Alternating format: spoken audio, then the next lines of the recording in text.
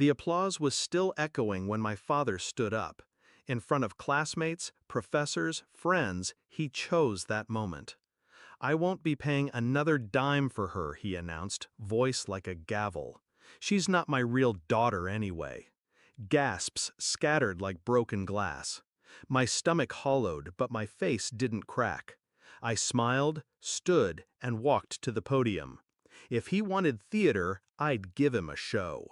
People always said he adored me. His only girl, they'd whisper. He taught me to tie my shoes, quizzed me for exams, cheered at my soccer games. His pride was my armor. But armor only works if it's real metal. Mine turned out to be tin. The cracks started years ago. Late-night phone calls, hushed arguments behind doors. My stepmother's laugh echoing down the hall long after he'd gone to bed. Then, the day I borrowed his laptop for an assignment. A folder, poorly hidden. Emails, pictures, messages. Not about me, about a boy. A boy with his eyes. My stepmother's son, not mine, his. Conceived while she was still married to another man. The irony?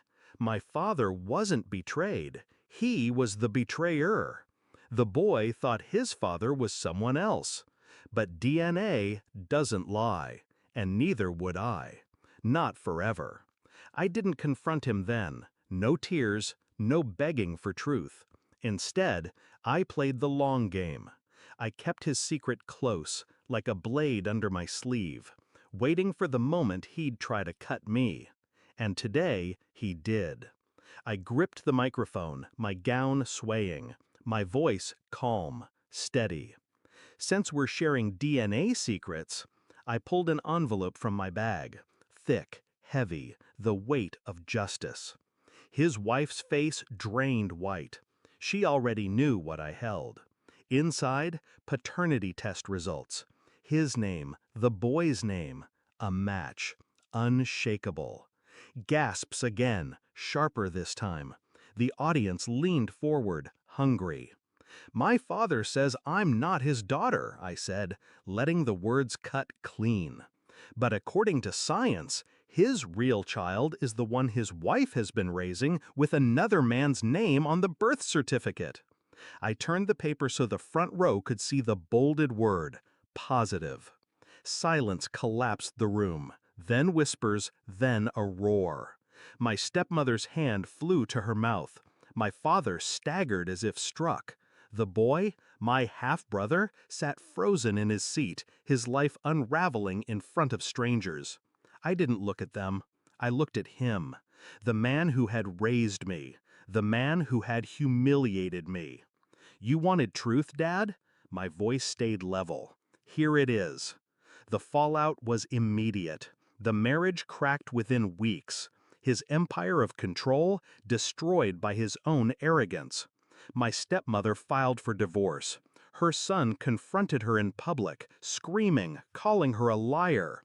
My father lost both of them in a single blow. And me? I walked away. Not broken, not desperate. Free. The beauty of revenge isn't in the strike. It's in the patience, the discipline, the silence before the storm. I let him speak first. I let him humiliate me. And then I used his own blood to bury him. Now when people talk about that day, they don't remember his words. They remember mine. They remember the girl who didn't flinch when her father disowned her. The girl who turned betrayal into theater, humiliation into execution. And every time I picture his face, pale, stunned, destroyed, I don't feel sorrow. I feel justice. Because the truth isn't just freedom. It's a weapon. And in my hands, it was lethal.